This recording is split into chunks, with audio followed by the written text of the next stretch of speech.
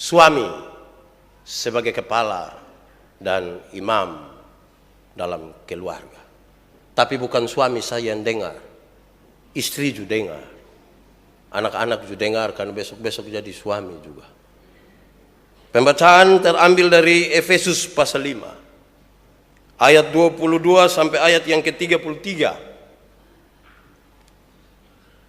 Efesus pasal 5 ayat 22 sampai ayat yang ke-33. Firman Tuhan berkata demikian.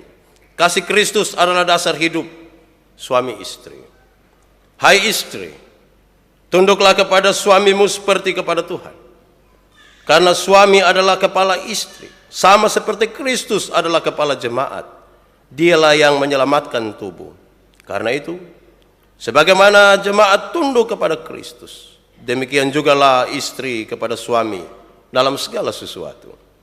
Hai suami, kasihilah istrimu sebagaimana Kristus telah mengasihi jemaat dan telah menyerahkan dirinya baginya, untuk menguduskannya sesudah ia menyucikannya dengan memandikannya dengan air dan firman, supaya dengan demikian ia menempatkan jemaat di hadapan dirinya dengan cemerlang, tanpa cacat atau kerut atau yang serupa itu, tetapi supaya jemaat kudus dan tidak bercela.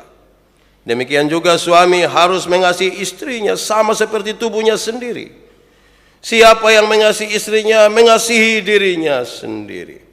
Sebab tidak pernah orang membenci tubuhnya sendiri, tetapi mengasuhnya dan merawatinya, sama seperti Kristus terhadap jemaat, karena kita adalah anggota tubuhnya. Sebab itu laki-laki akan meninggalkan ayahnya dan ibunya dan bersatu dengan istrinya, sehingga keduanya itu menjadi satu daging.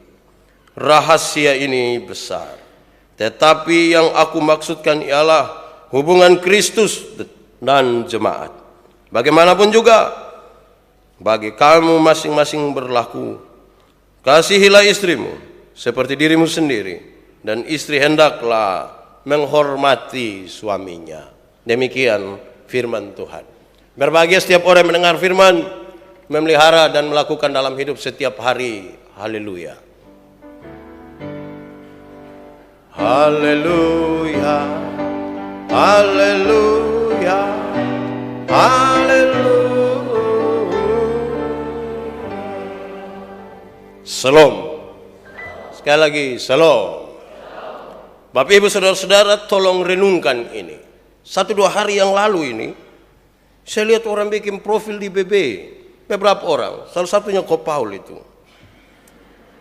Tulisannya begini, tolong ini direnungkan. Saya nanti tambah-tambah sedikit, tapi tolong renungkan ini. Jangan marahi istri sewaktu habiskan hartamu. Itu baik yang ada harta. Yang tidak dihabiskan apa? Lanjut. Barang siapa mempunyai istri boros, maka suami akan kaya. Ya, istri-istri boros sudah kaya nanti. Barang siapa yang memperlakukan istrinya dengan perhitungan, maka hidupnya akan serba kekurangan. Jadi mam tua baru mau makan sambal sedikit, kita bilang main sambal terus, miskin nanti. Lanjut. Barang siapa yang menjamin istrinya dengan penuh, maka Allah akan menggantinya dengan hidup yang selalu berkecukupan. Siapa menjamin istrinya dengan penuh, bukan penuh jengkel, penuh tanggung jawab, Allah menggantinya dengan berkecukupan.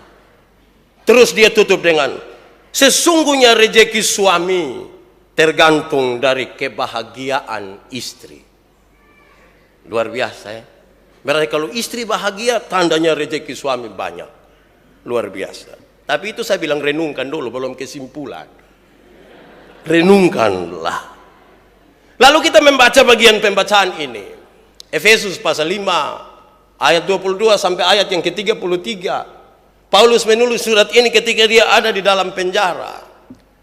Tapi dia cukup prihatin terhadap kehidupan jemaat. Efesus sementara itu berada dalam sebuah keadaan di mana mereka menyembah dewa, dan dewa yang paling mereka sembah itulah Dewi Artemis. yang dianggap sebagai dewa kesuburan. Mereka menyembah dia. Dan tunduknya mereka kepada kaisar yang begitu luar biasa, bahkan hampir dianggap sebagai Tuhan.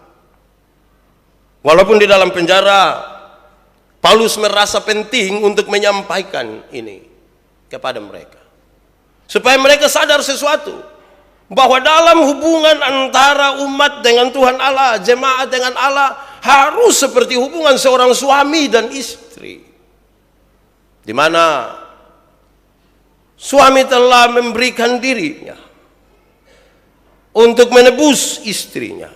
Ini dalam cerita tentang Yesus.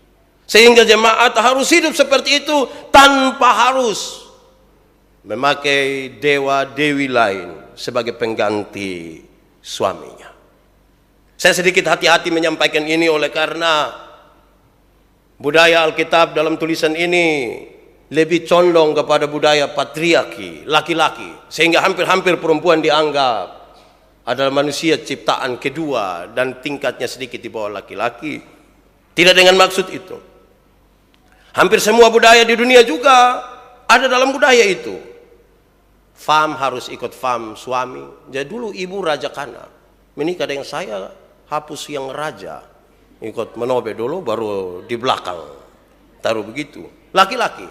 Tidak banyak suku-suku yang matrilinear. Di Indonesia suku Minang, tapi tidak punya pengaruh besar terhadap siapa kepala. Lebih kepada ikut marga istri dan suami dianggap sebagai pendatang. Karena itu dalam perspektif ini, saya mau ajak kita untuk merenungkan kenapa suami disebut sebagai kepala dan menjadi imam di dalam rumah. Mari kita lihat beberapa hal ideal baru kita masuk ke dalam beberapa contoh praktis untuk kita memahami apa yang harus dilakukan istri terhadap suami dan tanggung jawab suami kepada istri. Kita mulai dari suami. Saya coba periksa arti suami. Dan kamus memberi penjelasan bahwa suami itu, dengar, suami itu adalah seorang pelaku bukan penonton. Dia adalah seorang pelaku pernikahan yang berjenis kelamin pria, bukan wanita, pria, yang berjanji, berikrar untuk memperistri seorang wanita. Jadi dia seorang pelaku perkawinan, pria, laki-laki, bukan laki-laki hidung belang, yang berjanji untuk menikahi seorang wanita, bukan seorang laki-laki, seorang pria.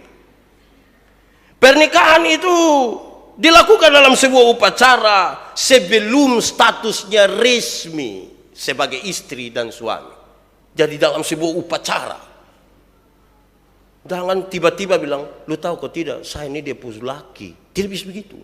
Ada upacara menuju ke situ.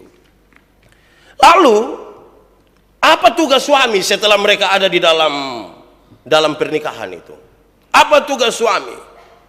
Supaya suami-suami dengar memang ini. Istri juga catat, kau pulang tempel di pintu kamar. Suami tak salah sedikit bilang, Pak tadi baca kok sondem. Ibu justru rencana di saya begitu. Satu, suami punya tugas itu mengajarkan agama dan hukum-hukum kepada istrinya. Mengajarkan agama dan hukum-hukum kepada istrinya. Harus. Dia punya soal adalah kalau suami tidak tahu agama. Dia tanya, bilang, itu hari saya agama apa Nah, itu yang jadi masalah. Dia mau ajar agama apa, akhirnya dia ajar semua agama. Jadi masalah. Suami bertanggung jawab mengajarkan agama dan aturan-aturan hukum, terutama hukum-hukum agama kepada istrinya. Kedua, suami bertugas untuk menemukan kelebihan istri. Saya ingin pakai bahasa-bahasa positif.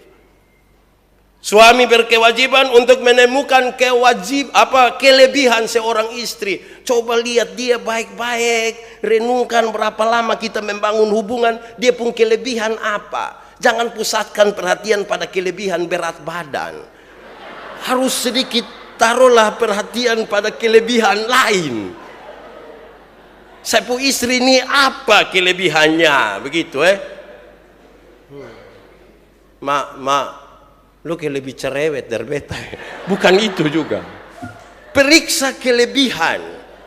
Karena kelebihan-kelebihan itu yang akan membuat kita terikat satu dengan yang lain. Karena akan sulit ditemukan di tempat lain, di orang lain, dan seterusnya. Pastikan dia punya kelebihan. Jangan hanya cari dia punya kekurangan. Bilang dia dasar orang udik, pedalaman, tidak tahu diri. Temukanlah dia punya kelebihan. Ketiga, suami bertugas untuk mengasihi istri. Mengasihi. Bukan memukul, mencela, atau menghina. Jadi suami pun tugas mengasihi. Sayang, kurang sambal kok. Mau tambah sama. Bukan pukul. Kita tidak pernah menikah dengan istri yang namanya Chris John. Tidak pernah. Tidak pernah. Kita menikah dengan seorang istri, seorang perempuan yang butuh dikasihi, bukan butuh dipukul. Angkat tangan suami-suami yang biasa pukul istri. Tidak ada di sini. Bagus. Tuhan memberkati saudara-saudara. Atau ibu-ibu yang biasa kena pukul, angkat tangan. Jangan berani angkat tangan pulang kena pukul. Itu bahaya. Jadi mengasihi. Jangan KDRT. 80% kasus yang ditangani oleh Polda NTT itu adalah kekerasan dalam rumah tangga. Istri pukul suami, suami pukul istri, orang tua pukul anak, anak lawan orang tua. Jadi itu hari dong bilang, belum kenal maka tak sayang. Saya bilang apa? Jadi kenal pasti sayang. Belum tentu. Belum tentu. Karena suami yang pukul istri itu dia kenal dia pu istri, bukan dia tidak kenal. Bukan mencela. Bukan mencela. Andi tadi saya bilang, jangan kawin orang rote. Ini bukan mencela. Gitu Saya bilang kawin sesama Timor, lu tidak mau. Jadi bukan mencela. Bukan menghina. Andia kamu dari keluarga miskin, untung lu kawin ame betan, lu hidup agak sedikit baik. Untuk. Jadi bukan menghina. Seperti apapun kita pun posisi, jangan menghina. Karena dia istri. Lanjut.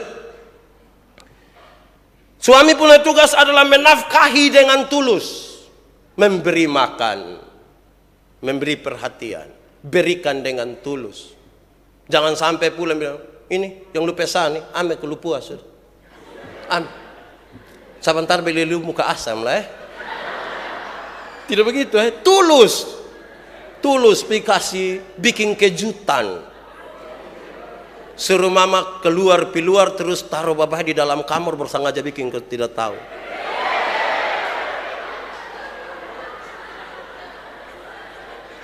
Mama masuk lihat apa? Pakaian kotor semua.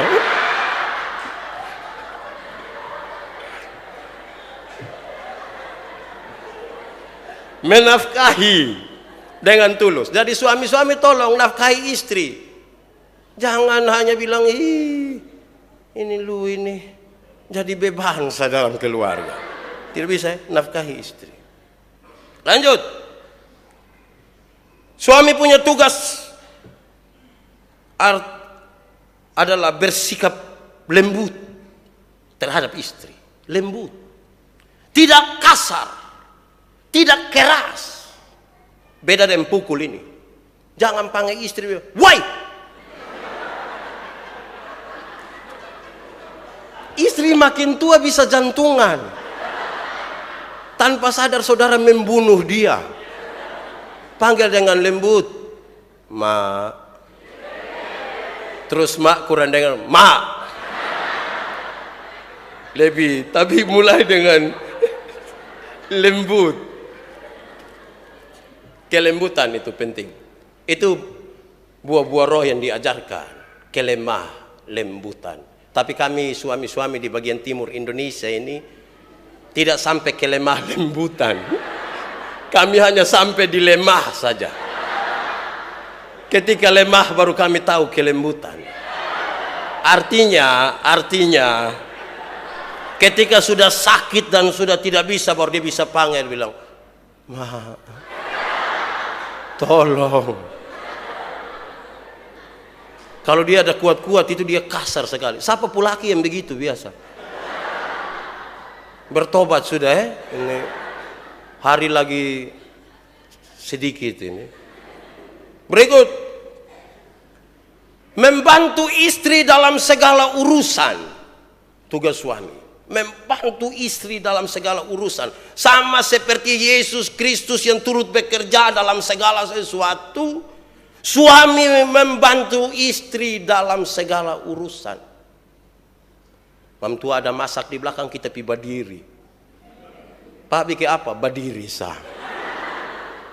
Tapi bantu dia pergi. Memelihara kerahasiaan diri dan istrinya. Suami punya tugas adalah memelihara kerahasiaan diri dan istrinya. Jampi cerita, in papa don juga kadang-kadang gosip. Sekumpul 2-3 orang dia bilang, "Lu tahu kosong deh." Kalau mulai begitu tuh bahaya. Rahasia keluarga, apalagi hal-hal yang privasi, tidak boleh dikasih tahu di semua orang. Kalau tidak, kita pu istri lewat, orang bilang,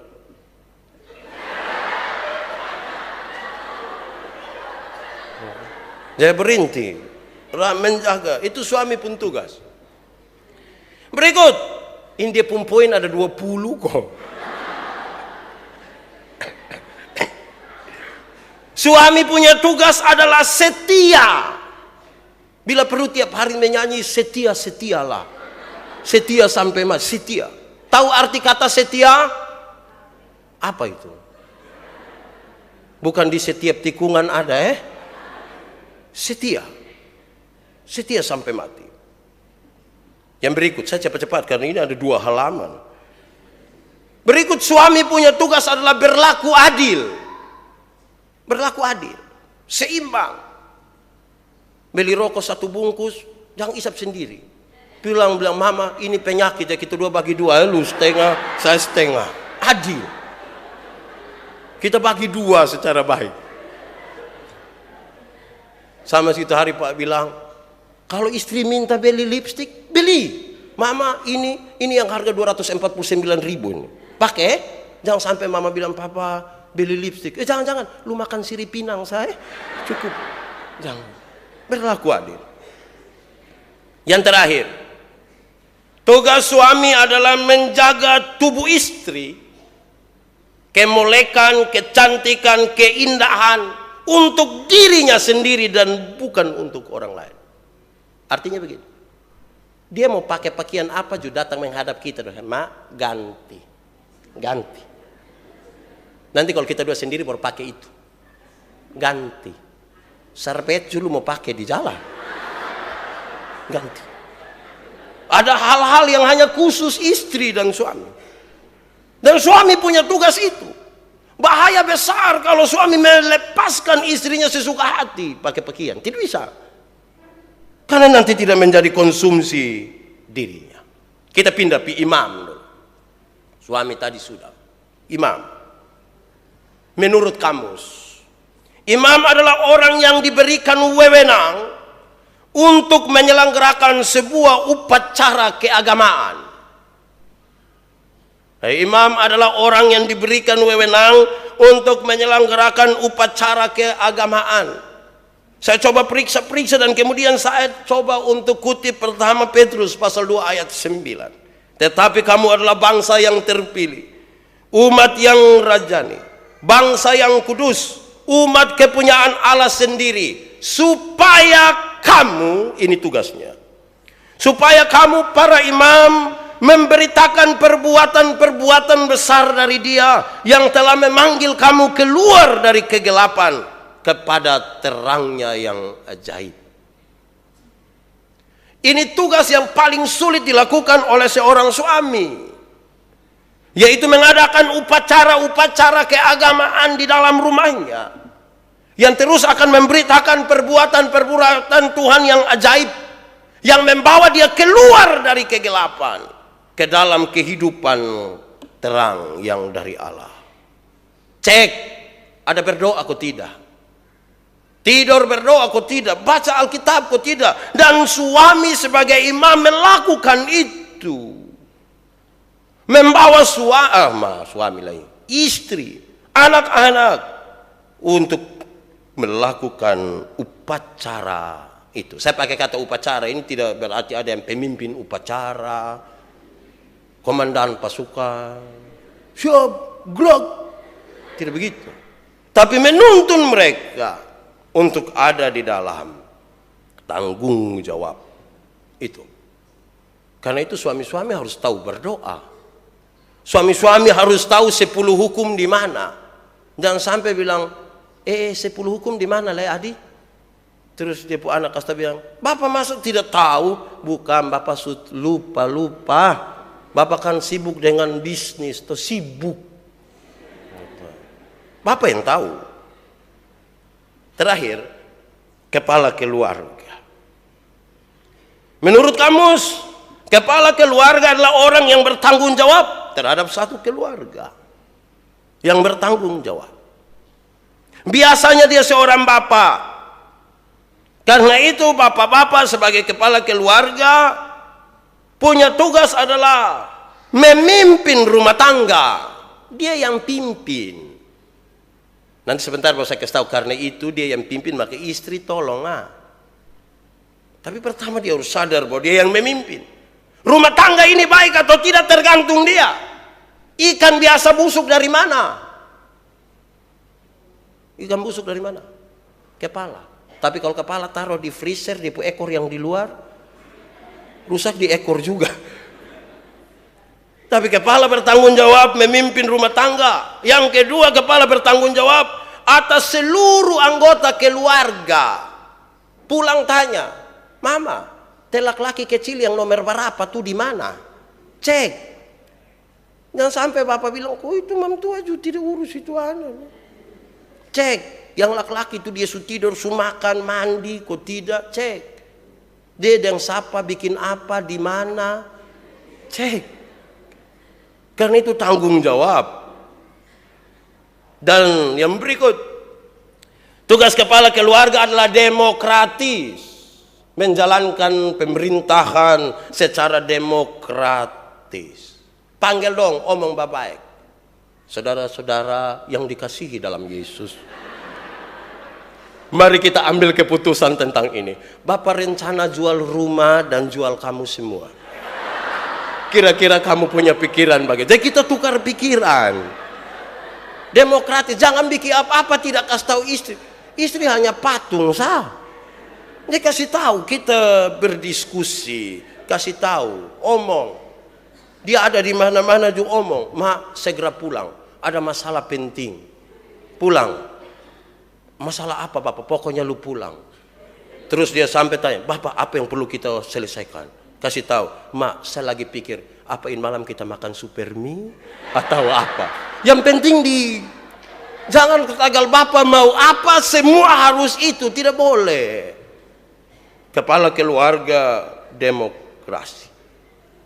Dan yang terakhir, karena itu maka kepala keluarga bertugas untuk tidak berbuat sekehendak hatinya.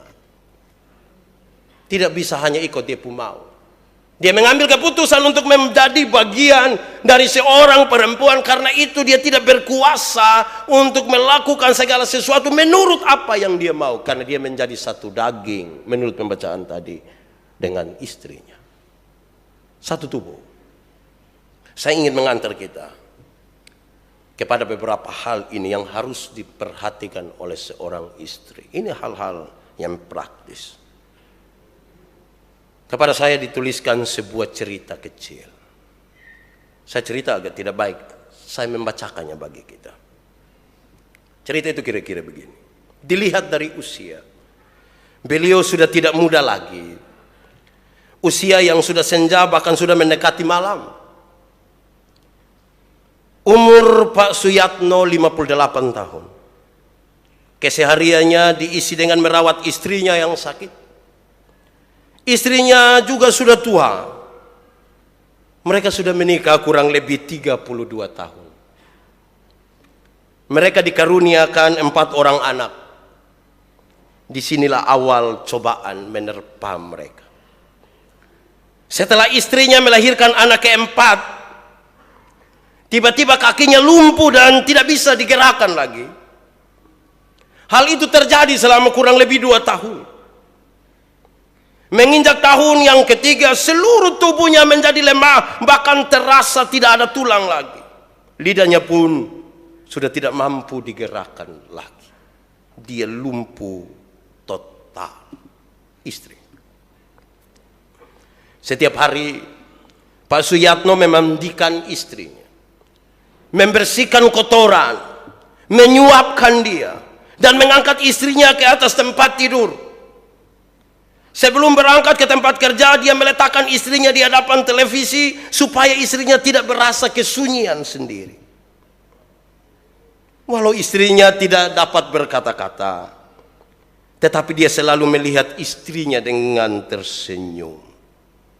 Dan Pak Suyatno masih berasa beruntung karena tempat kerjanya tidak begitu jauh dari rumahnya, dekat saja.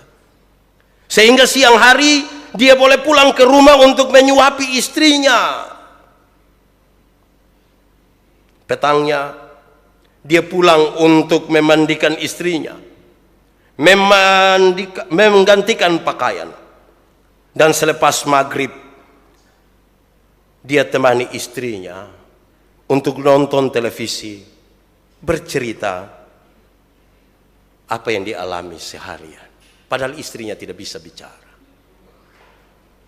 Walaupun istrinya hanya mampu memandang, tidak mampu memberikan respon, tapi Pak Suyatno sudah cukup senang, bahkan dia selalu menggoda dan bergurau dengan istrinya setiap kali menjelang tidur.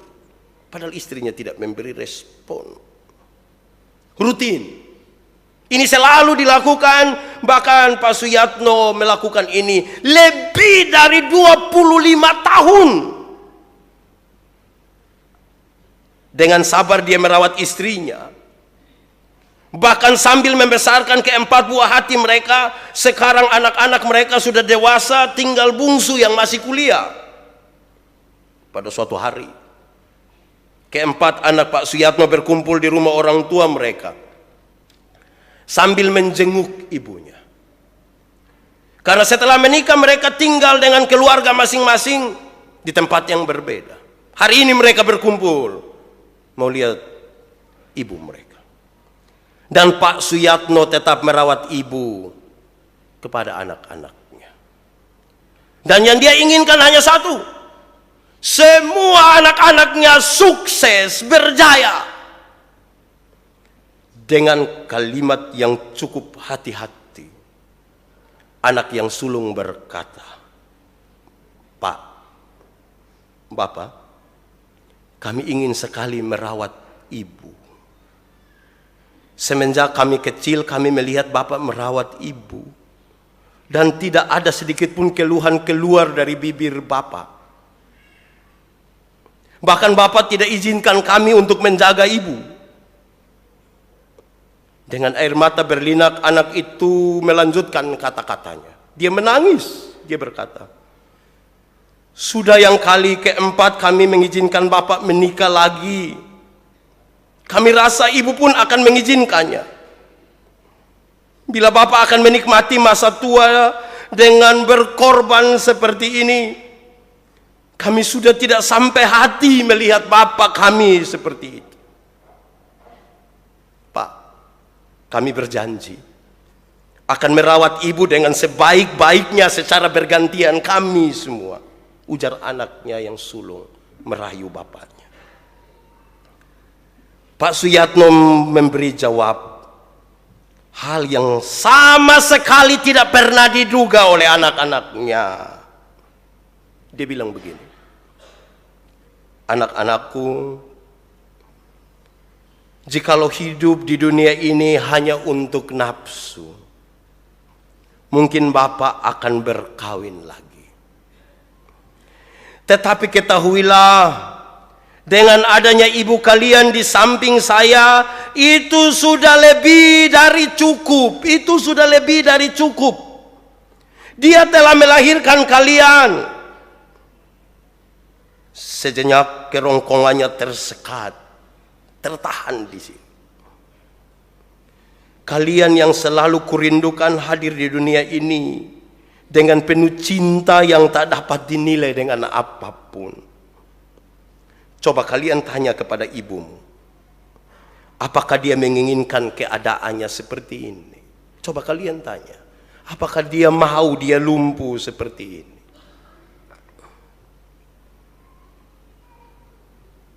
Kalian menginginkan Bapak bahagia? Apakah batin Bapak dapat bahagia meninggalkan ibumu dalam keadaannya seperti sekarang ini? Kalian menginginkan Bapak yang masih diberi Allah kesehatan yang baik dirawat oleh orang lain? Bagaimana nanti dengan ibumu yang sakit? Lalu meledaklah tangis anak-anak Pak Suyatno. Mereka menangis semua. Mereka pun melihat butiran-butiran kecil jatuh di pelupuk mata ibunya. Rupa-rupanya ibunya juga mendengar. Dengan pilu dan sedih ditatapnya mata suami yang sangat dicintainya itu. Sampailah akhirnya Pak Suyatno diundang oleh salah satu stasiun televisi swasta untuk menjadi panel jemputan acara bimbingan rohani. Dan juru acara pun mengajukan pertanyaan kepada Pak Suyatno. Kenapa Bapak mau bertahan lebih dari 25 tahun untuk merawat istri yang sudah tidak mampu berbuat apa-apa lagi? Ketika itu Pak Suyatno pun menangis. Tamu yang hadir di studio yang kebanyakan kaum ibu pun tidak mampu menahan haru. Mereka menangis. Disitulah Pak Suyatno bercerita. Jika manusia di dunia ini mengagungkan sebuah cinta, tapi dia tidak mencintai karena Allah, maka semuanya akan luntur. Ulangi. Jika manusia di dunia ini mengagungkan sebuah cinta, tetapi dia sendiri tidak mencintai karena Allah, maka semuanya akan luntur. Semuanya akan luntur. Saya memilih istri saya menjadi pendamping hidup saya. Sewaktu dia sehat, dia pun dengan sabar merawat saya. Mencintai saya dengan penuh hati dan batinnya, bukan dengan mata kepala semata-mata. Dan dia beri saya 4 orang anak yang lucu dan baik-baik. Sekarang mereka berhasil. Sekarang dia sakit berkorban untuk saya karena Allah. Dan itu merupakan ujian bagi saya. Sehat pun belum tentu saya mencari penggantinya. Apalagi kalau dia sakit. Setiap malam saya bersujud. Saya menangis. Dan saya mengadu kepada Allah. Supaya meringankan penderitaan istri saya. Dan saya yakin hanya kepada Allah tempat saya mengadukan rahasia dan segala kesukaran saya, karena hanya Dia yang mendengar saya. Dalam kesedihan dia itulah dia tidak pernah bilang kepada istrinya yang sakit. Dia bilang kepada Tuhan. Ketika suami-suami ideal seperti itu, inilah yang diharapkan oleh kitab suci, yang meminta untuk suami-suami seperti Kristus, kepala jemaat. Dan karena itu, apa yang harus dilakukan sekarang? Nah, kita terlalu sedih lah. Kadang-kadang ada faktor, ya senyum sedikit dulu. Hidup ini jangan susah-susah. Baca ini baru dong ingat dong pu suami. Dong ingat dong pu istri, tadi tidak. Oke. Ada faktor yang bisa membuat kadang-kadang istri tidak taat kepada suami. Padahal Alkitab tadi berkata dalam konteks itu, dialah kepala. Faktor itu yang pertama adalah kedudukan sosial istri lebih tinggi dari kedudukan suami. Suaminya tidak ada kerja, istrinya punya pekerjaan. Kedudukan sosial ini kemudian menggantikan, seolah-olah dia yang mengatur semua.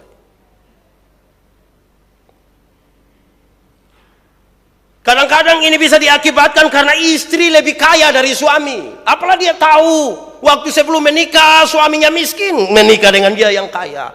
Wajib hukumnya sekarang untuk suami tunduk kepada dia. Kadang-kadang ini hal bisa terjadi karena istri merasa lebih pandai dari suami karena dia sekolah tinggi, dia sarjana. Suaminya hanya tamat SMA, lantas dia rasa dia lebih tinggi. Kadang-kadang hal ini bisa terjadi karena watak istri lebih keras dari suami. Yes, kalau bilang. Maka muncul istilah suami-suami takut istri. Karena istri pun keras di sini dan di sini. Dan di sini juga. Belum kalau istri tato di sini.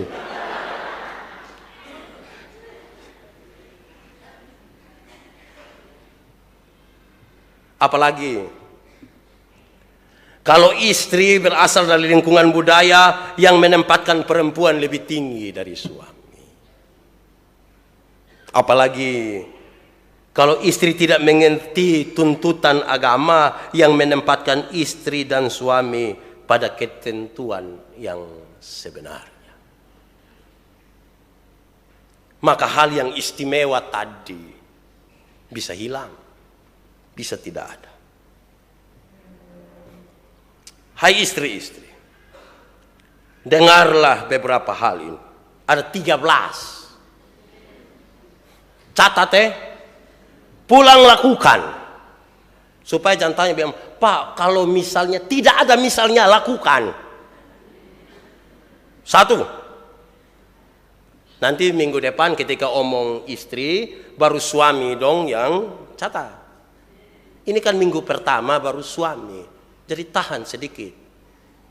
Jangan mukamu muram, hati panas, berakibat pada ekonomi keluarga nanti.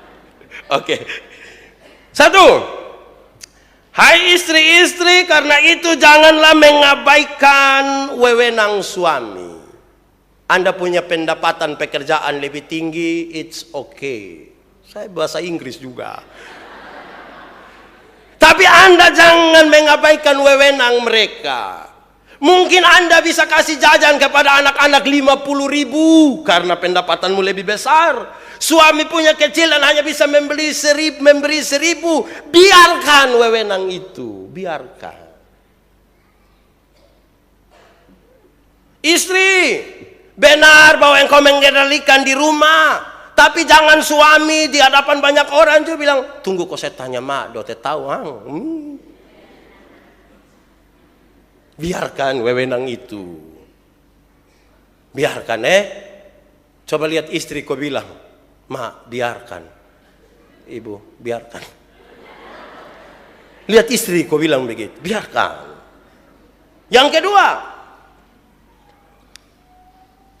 istri-istri, jangan enggan memenuhi kebutuhan seksual suami. Suami minta,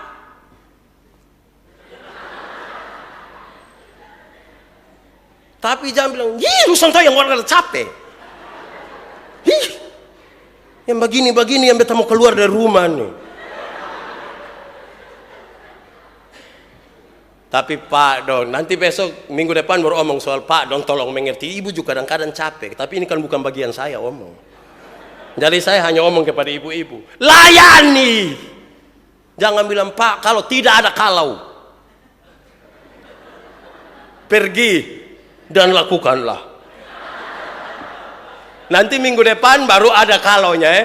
Yang sekarang jangan protes, jangan bikin diskusi. Kok memang untuk yang istri saja dulu. Ketiga,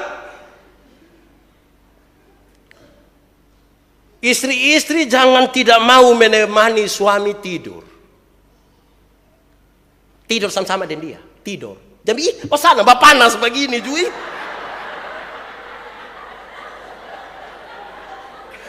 Tidur. Usir dia pi betul baru tahu. Tidur. Nanti minggu depan baru balas yang ini. Ibu-ibu, jadi Ibu Antoneta jangan usir saya. Biarkan saya baringkan tubuh yang lelah ini di pembaringan kita. Tidur.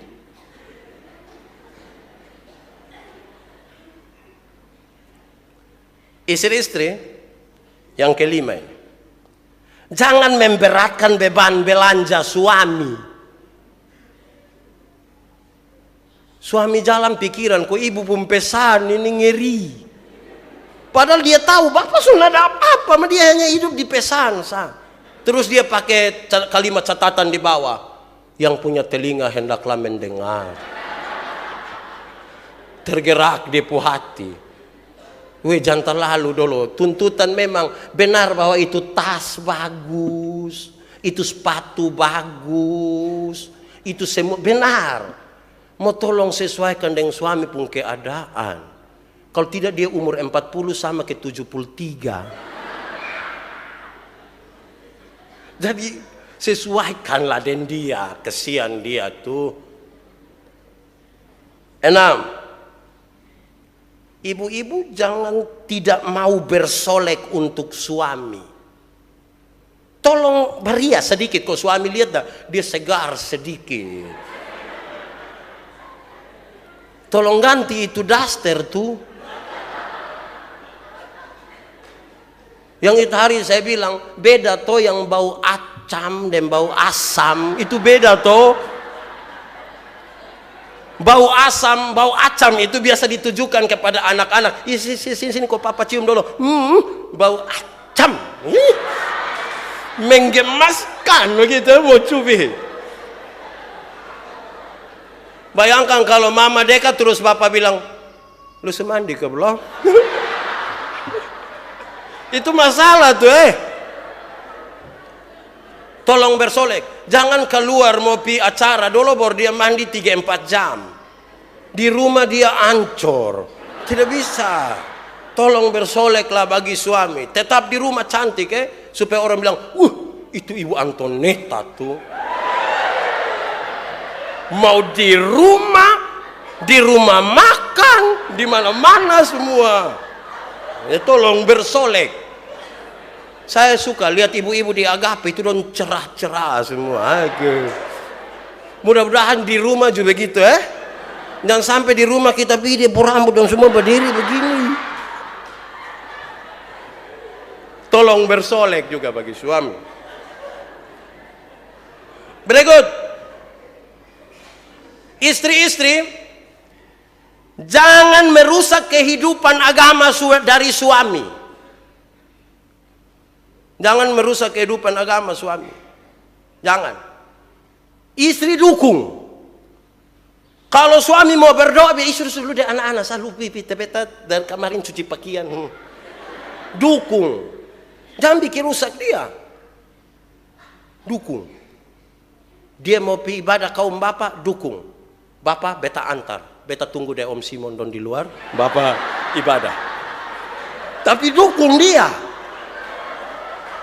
Jangan bapak mau pergi ibadah kita bilang jangan lu tiap hari di luar Dukung dia ibadah. Pi.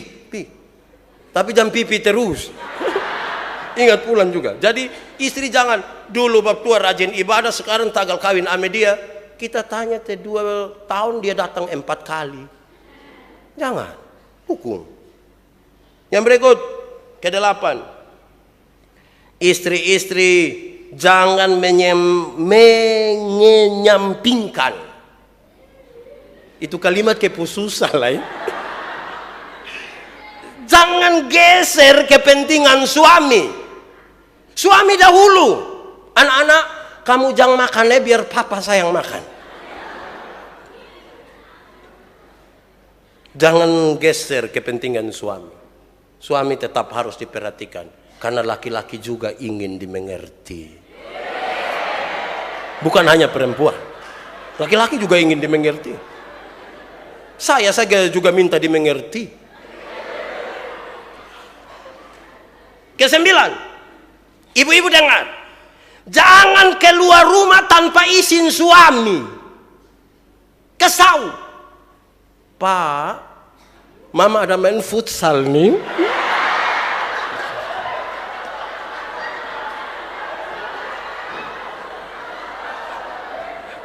Izin, kasih tahu. Ada kok ibu-ibu yang keluar-keluar tidak kasih tahu, baru pulang bapak bongkar, mama di mana nih?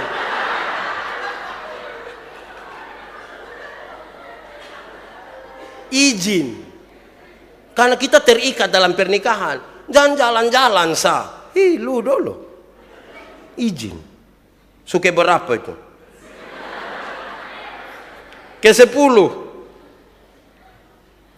Ke-10 ini memang agak tidak biasa, tapi biar saya omong Jangan melarikan diri dari rumah suami. Jangan melarikan diri dari rumah suami. Tak kaget bapak bikin berita kehilangan. Telah hilang seorang ibu dengan ciri-ciri sebagai berikut. Jangan lari. Itu rumah kita. Rumah masa depan. Kita dan anak-anak kita. Juga cucu-cucu kita. Jangan lari dari rumah itu, jangan.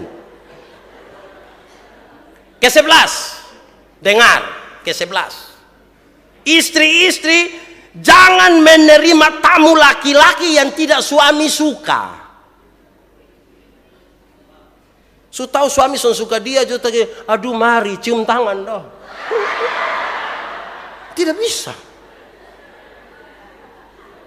Kalau suami tidak bilang mak, yang lain boleh, itu jangan. Lu tahu, jangan. Mau jelaskan itu kata jangan. Jangan, titik. Pak, satu kali please.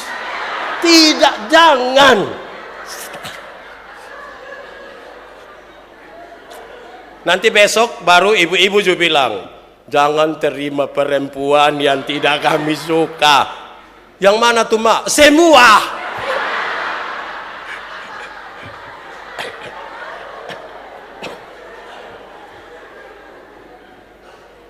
Ke-12. Ini semua terakhir. Ke-12. Ini hari gereja lama. Lagu saya 8. Khotbah 3 jam. Pulang langsung pakiau, habis. Ke-12. Dengar ibu-ibu. Ibu-ibu tidak boleh menerima jamahan dari laki-laki lain. Tidak boleh. Juga dari perempuan lain. Tidak boleh. Suami sah. Jelas? Saya naik oto menuju ke Atambua baru-baru. Di itu oto samping tulis. Kalau 6464H jangan bikin ke plat kuning. Mengerti tipe arti? Kalau 6464H dibaca, jangan bikin ke plat kuning. Jelas? Suami sah. Itu hari saya bilang, laki-laki dan perempuan itu telanjang, tapi mereka tidak merasa malu. Dia telanjang bagi istrinya, istrinya telanjang bagi dia, karena mereka telah menjadi satu daging. Bukan ini hari telanjang di sini, besok di situ, lusa di tidak. Bagi suami.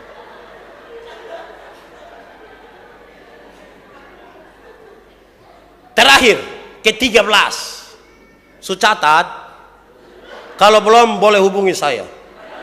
Nomor HP 081. Terakhir, istri-istri berkewajiban merawat suami ketika suami sakit. Jangan bilang, adi beteson bisa merawat dia ketika dia sakit. Sab suruh mau kawin dengan dia. Apalagi kita semua jalan menuju masa tua. Kita berjalan menuju sakit. Kita berjalan menuju lemah. Saudara tahu tadi Pak Suyatno, dia punya banyak pilihan. Bahkan anak-anaknya pun memberikan kesempatan itu untuk mereka bisa melihat ibunya. Tapi dia bilang tidak. Perjumpaan dengan istrinya adalah sebuah kebahagiaan. Apalagi istrinya sakit karena melahirkan anak-anak yang baik bagi dia. Dia bertanggung jawab untuk mengasihi. Mari kita tunduk kepala sekarang di hadapan Tuhan. Kita percaya